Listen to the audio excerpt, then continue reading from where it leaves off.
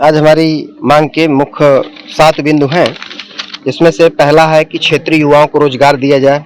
दूसरा बिंदु है हमारा कि जो फैक्ट्री से निकलने वाला प्रदूषित पदार्थ है उसको व्यवस्थित किया जाए, कोई सेप्टिक टैंक बनाया जाए या कि कुछ ऐसी व्यवस्था की जाए कि जिससे मवेशी वगैरह उसको ना खा पी पाए ताकि उनकी मृत्यु ना हो।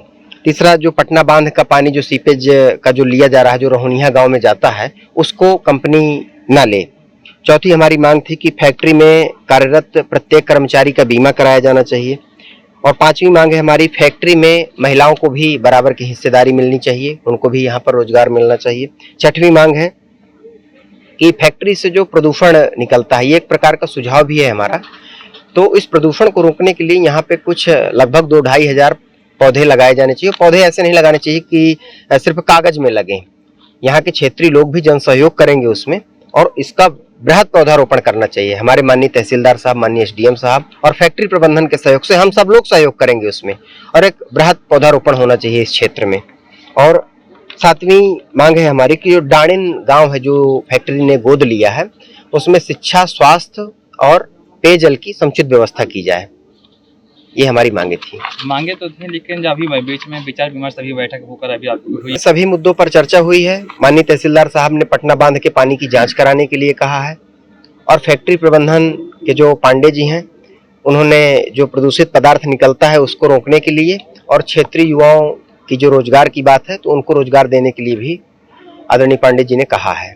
नहीं मानी जाती हैं तो 15 दिन बाद अनिश्चितकालीन सत्याग्रह अनशन करूंगा। मैं अकेले बैठकर यहाँ पर अनशन करूंगा फैक्ट्री गेट पे। निश्चित तौर पे आज कांग्रेस पार्टी की ओर से आदरणीय आशुतोष द्विवेदी जी ने क्षेत्रीय समस्याओं को लेकर के, कंपनी के प्रबंधन को लेकर के, कंपनी की समस्याओं को लेकर के, जो लोगों को परेशानी है उसको लेकर के और अपनी बातें रखी है। और ये क्षेत्र की जागरूकता है कि अगर कहीं कोई समस्या होती है तो अपनी बातें रखी जाती ताकि समस्या का निदान हो सके। और इस बात की हम सराहना करते हैं कि आपने बड़ी सौजन्यपूर्ण ढंग से कंपनी प्रबंधन और प्रशासन और आप जो कांग्रेस पार्टी के हमारे लीडरशिप है उनके बीच में अच्छी चर्चा हुई है। सारे 7 बिंदु का ज्ञापन है और सभी 7 बिंदु पर हमारी चर्चा हुई है।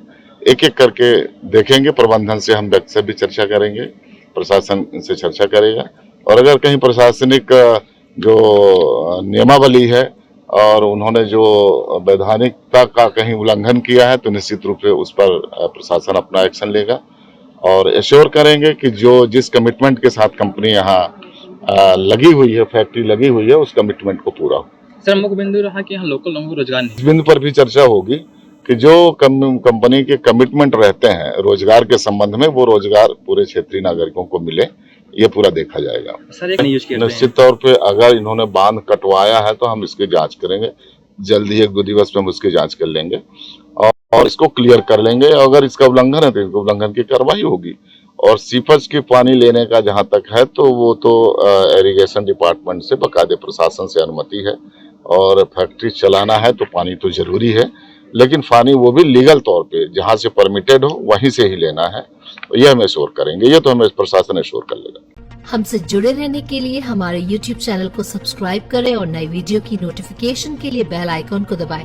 अगर आप ये वीडियो Facebook पर देख रहे हैं तो लाइक जरूर करें और ज्यादा से ज्यादा शेयर करें। धन्यवाद।